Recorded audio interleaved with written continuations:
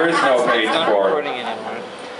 So I like people that don't breed a lot. I mean, I don't mind. Okay, I don't mind if you fuck a lot, but don't feel like you gotta everyone's gotta produce something.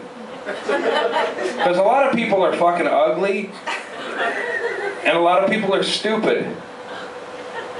Let's try to not make a lot of those. I mean, that's what we have. If we could convert ugly fucking dumb people into oil,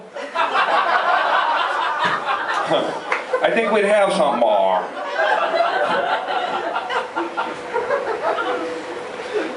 He's talking about Walmart. I used to take my kid to Walmart on days where I'd feel like I wasn't a very good parent.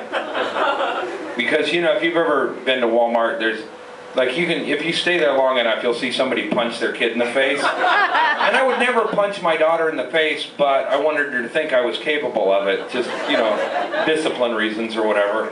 So I'd take her to Walmart and go, wow, look at that guy pulling his kid's hair and yanking her and fucking punching her. I just called you a bitch, Puts it into perspective, don't it? And the worst examples of humans like Romney or big fat fucking tweaker chicks or whatever are the ones mass producing the babies. Mormons, cult fucking, don't just, there's enough people who are running out of resources. So if you have a third baby, kill it right away. Unless it's a rape baby, and then boost that one up and get it an education, because that might be the answer to all our problems. That might be the Antichrist that'll save us. Fuck you, Inman. Stick around if you can. We're screening the Unbuggables movie, and it's a gritty look at comedy, and James Inman, who wouldn't perform, is kind of the star of it, so he's kind of giving you the star fucker treatment.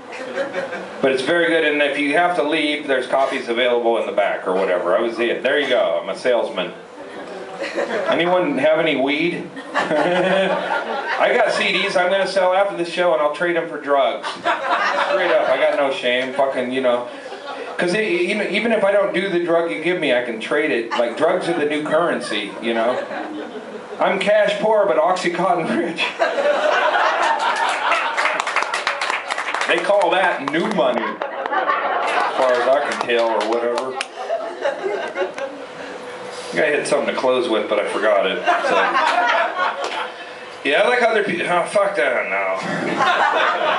Maybe there's something on this page that'll bail me out. This is why I don't want to be hip, because it's fucking hard work to try to go being professional and shit. I can't read my own handwriting. Yeah, I like it when other people die in a spectacle. It was part of the other thing, but anyway. But I like to read, they don't put it in the obituaries. You have to read, like, the tragedy, like tragic death articles. That's how you cause and effect with death. Jesus doesn't, anyway.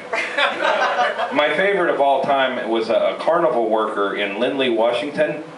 It said in the paper, carnival worker dies on the job. So I was like, oh, I don't want to rush into this. I'm going to make a bagel, get some coffee, and really enjoy this fucking article. Because that is what life is all about. And how he died is funny. Remember, he's a carnival worker. So he's really not a human. He's just a fucking stinky mullet with tattoos. That's hateful. I don't give a fuck. If I'm not going to hell, then the grading process is fucked. But I'm not very mechanical or whatever. I'm no mechanic or whatever. But he put people on the ride. I don't understand that. Like, if you don't want your kids, if you didn't abort your kids, why would you put them on a ride at the carnival? Is that a late term abortion? She's 7, she can ride in the scrambler. It isn't working out. You're really ugly and your cleft palate bums us out. So get in the scrambler. It's like you tell your kids, be careful, don't talk to strangers, and that guy's, ooh, stranger danger. But you get to the carnival, and you pass them to one sex offender after another. She's got an all-day ride pass.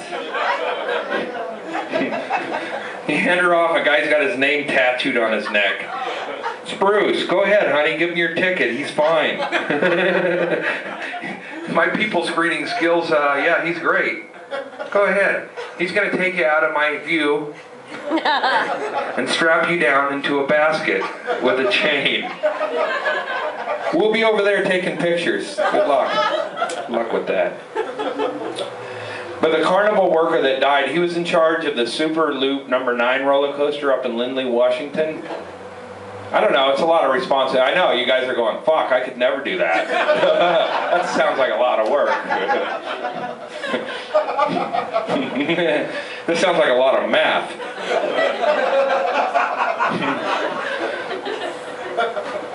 Yeah, so, you know, maybe, well, fuck him. Anyway, he, you know, like, well, the people were on the roller coaster, and he loaded, he did his job up to that point, probably, you know, as close as a tweaker carny can.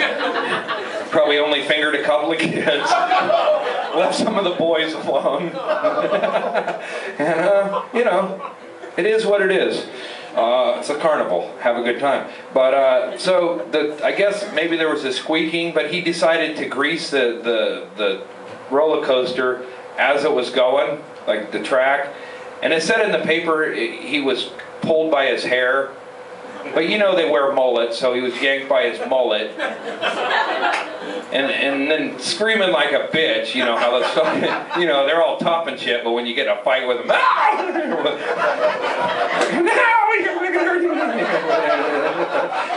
was all blustered. Motherfucker, you fucking, I want my fucking Night Ranger mirror. I'll fucking kill you, you fucking scam artist. I'll fucking murder you.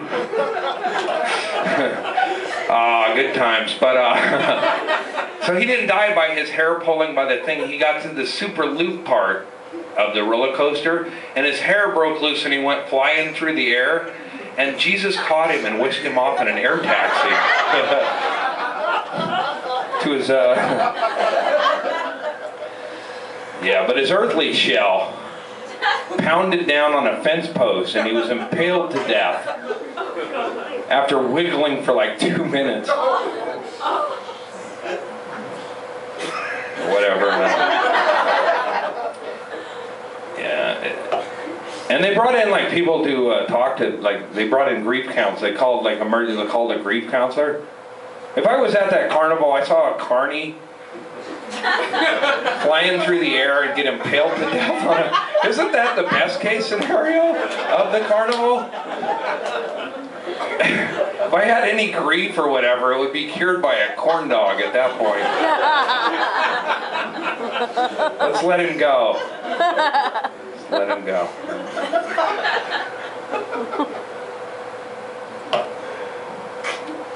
I'm sorry. I shouldn't have said some of that. But I'm glad I didn't.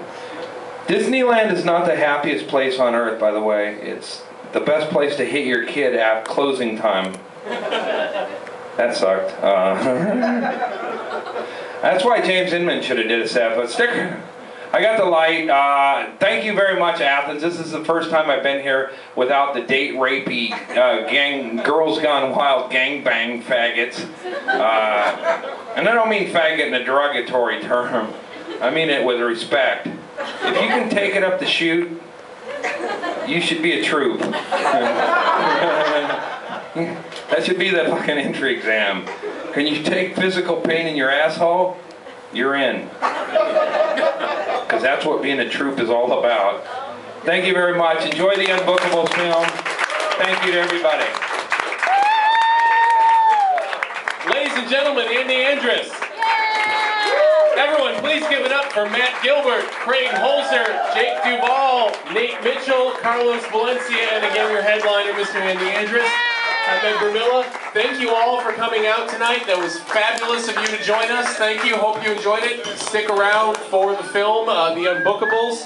It's about 7.5 hours long. It's like a Lord of the Rings extended edition marathon. 80 minutes. I'm kidding. It's a normal film. It's about 70 to 80 minutes long. If you're interested in watching, stick around. Thank you for coming. Thank you.